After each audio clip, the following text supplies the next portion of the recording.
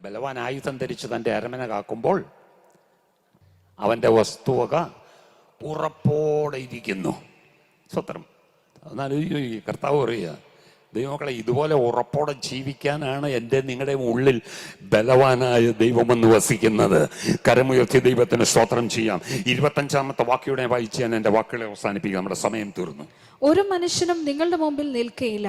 നിങ്ങളുടെ ദൈവമായ യഹോവ നിങ്ങളോട് അരുളി ചെയ്തതുപോലെ അവൻ നിങ്ങളെയുള്ള പേടിയും ഭീതിയും നിങ്ങൾ ചെല്ലുന്ന സകല ദിക്കിലും വരുത്തും. Praise God.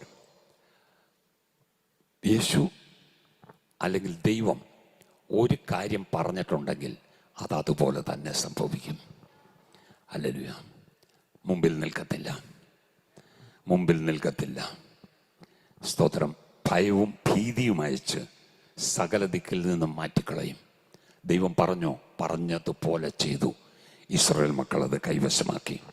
കാരണം സ്തോത്രം, നാം മനുഷ്യരിലല്ല ആശ്രയിക്കുന്നത്, ദൈവത്തിൽ ആശ്രയിക്കുന്നത്. സംഖ്യാപുസ്തകം 23-ാം അധ്യായം 19-ാം വാക്യം വായിക്കുമ്പോൾ, വ്യാജം പറവാൻ ദൈവം മനുഷ്യനല്ല, അനുതപിപ്പാൻ അവൻ മനുഷ്യപുത്രനുമല്ല. താൻ കൽപ്പിച്ചത് ചെയ്യാതിരിക്കുമോ?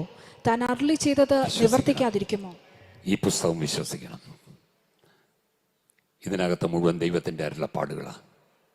വിശ്വസിക്കാൻ ഒരുവനുണ്ടെങ്കിൽ അരുളി ചെയ്തത് നിവർത്തിക്കാതെ ഇരിക്കത്തില്ല, കൽപ്പിച്ചത് ദൈവം ചെയ്യാതിരിക്കത്തില്ല. സ്തോത്രം. കർത്താവായ യേശു ക്രിസ്തു ഭൂമിയിലായിരുന്നപ്പോൾ ശിഷ്യന്മാരോട് സ്തോത്രം പെസഹയ്ക്ക് വേണ്ടി ഒരു മാളിക ഒരുക്കാൻ പറഞ്ഞു. സ്തോത്രം. അവരെ പറഞ്ഞയക്കുമ്പോൾ പറഞ്ഞതുപോലെ കണ്ടു എന്ന് എഴുതിയിരിക്കുന്നത്. സ്തോത്രം. അവർക്കറിയത്തില്ല ആ വൻമാളിക യജമാനന് ആവശ്യമുണ്ടെന്ന്. ഒരുക്കി ഉരിച്ച ഒരു വൻമാളിക കാണിച്ചു കൊടുത്തു.